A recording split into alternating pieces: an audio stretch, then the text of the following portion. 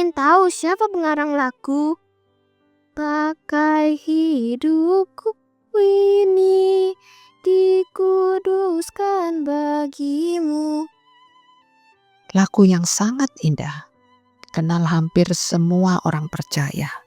Kisahnya terjadi pada abad 19, di mana ada keluarga pendeta yang tinggal di Inggris. Mereka mempunyai seorang putri berbakat namanya Frances Riddle Havergal. Kabarnya anak ini menyenangkan semua orang yang dijumpai. Dia mempunyai bakat musik yang sangat cemerlang. Ada kisah apa sampai dia bisa menciptakan lagu yang begitu menggugah?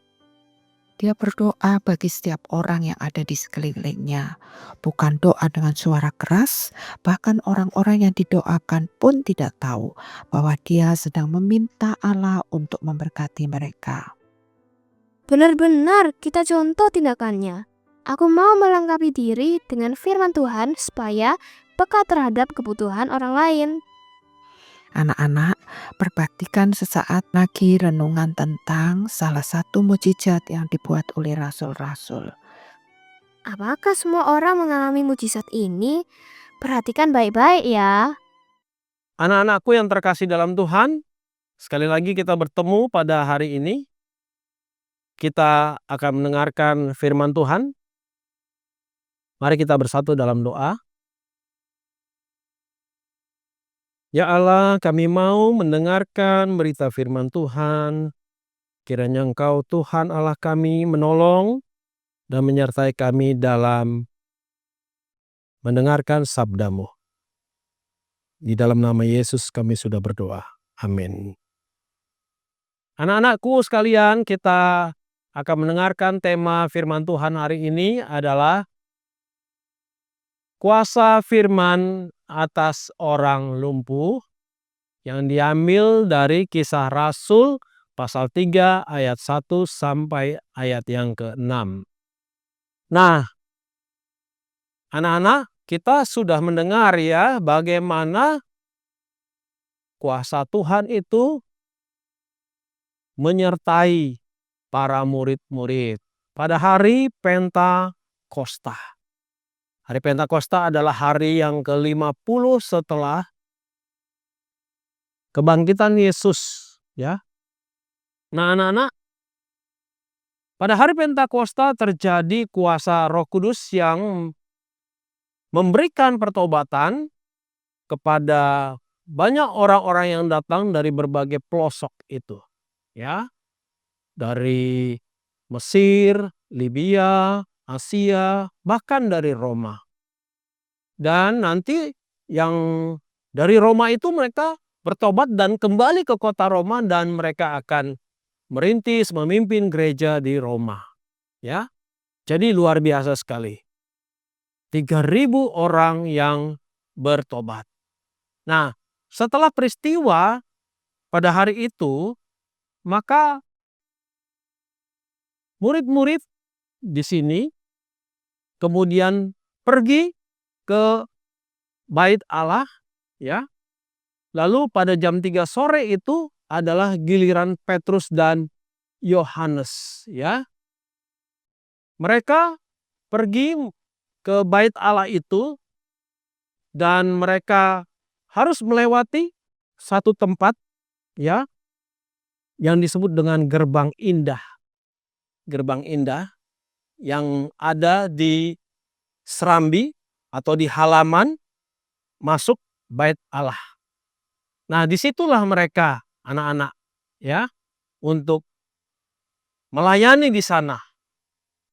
Pada waktu itu, waktu mereka melewati gerbang indah, di sana ada seorang yang dalam keadaan yang lumpuh, ya, yang keadaannya tubuhnya tidak bisa berjalan sejak dia lahir dalam kondisi yang memang tidak mampu untuk dia berjalan, anak-anak. Dan dia biasanya di sana selalu ada untuk mengemis, untuk meminta-minta, ya. Orang-orang di sana mengenalnya sebagai seorang peminta-peminta. Dan biasanya dia dibantu oleh orang-orang sekelilingnya, orang-orang dekatnya untuk diantarkan di gerbang indah tersebut. Untuk kemudian dia meminta bantuan, meminta belas kasihan dari para pengunjung-pengunjung yang ada. Biasanya pengunjung-pengunjung itu datang dari berbagai kota-kota terdekat, bukan hanya di Yerusalem, tapi dari Galilea, dari Bethlehem dan tempat-tempat lain ada di sana, ya. Terutama kalau Bait Allah itu pada hari-hari tertentu seperti Paskah itu selalu ramai didatangi oleh orang-orang, ya. Nah, di sanalah kemudian Petrus dan Yohanes melihat orang yang lumpuh ini. Orang lumpuh ini seperti biasa meminta-minta sedekah, "Tolong aku, tolong aku."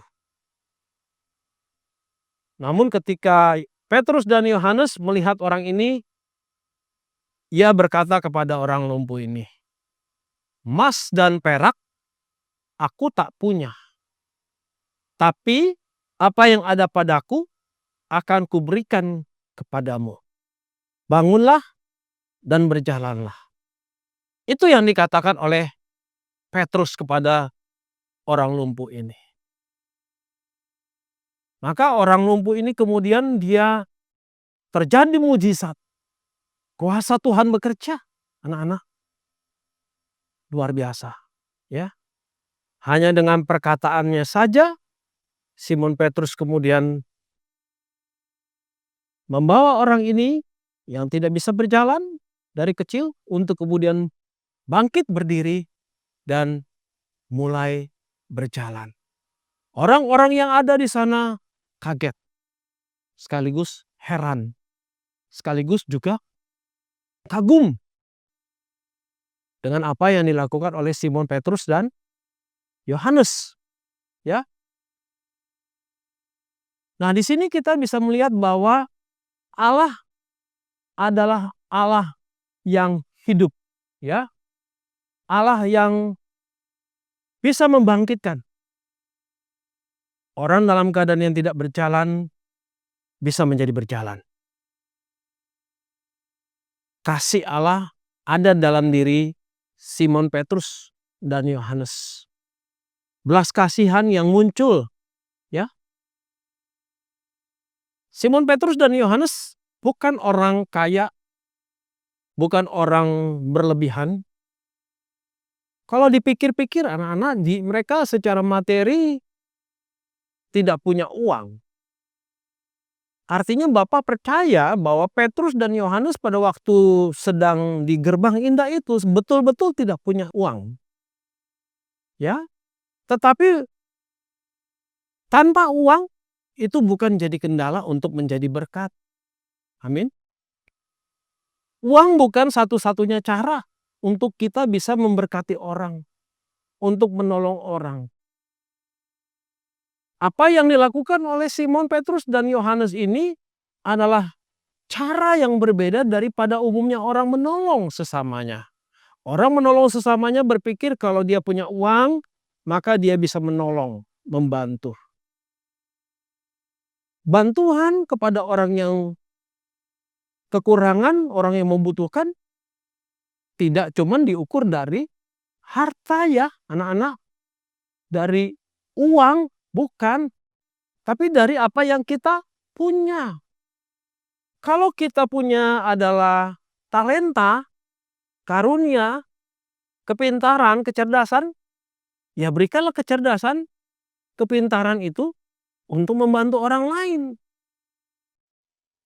Kalau kita punya itu adalah cara, keterampilan, atau skill, ya bantulah orang dengan keterampilan yang kita punya.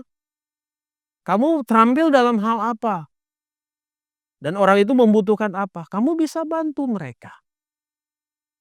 Jadi, apa yang bisa kita pelajari dari bagian firman Tuhan Simon Petrus dan Yohanes di sini anak-anak adalah bahwa menolong orang itu bisa dengan berbagai cara. Cara yang paling sederhana adalah dengan punya uang. memberi bantuan uang, materi, harta.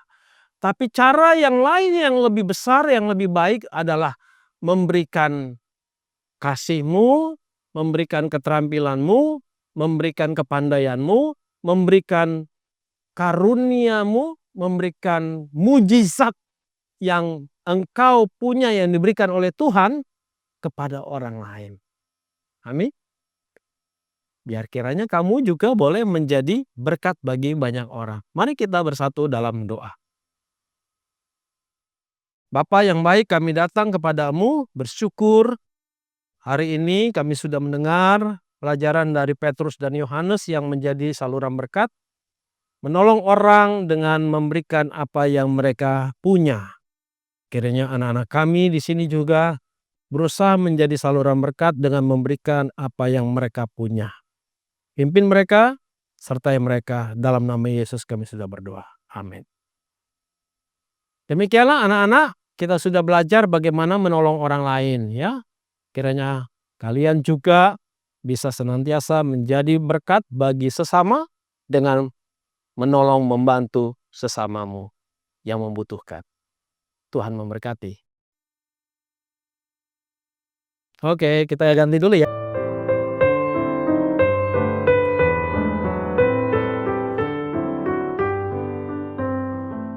Anak-anak pasti tahu kalau seorang pengemis umumnya berpenampilan usang dan hidup serba kekurangan, bukan?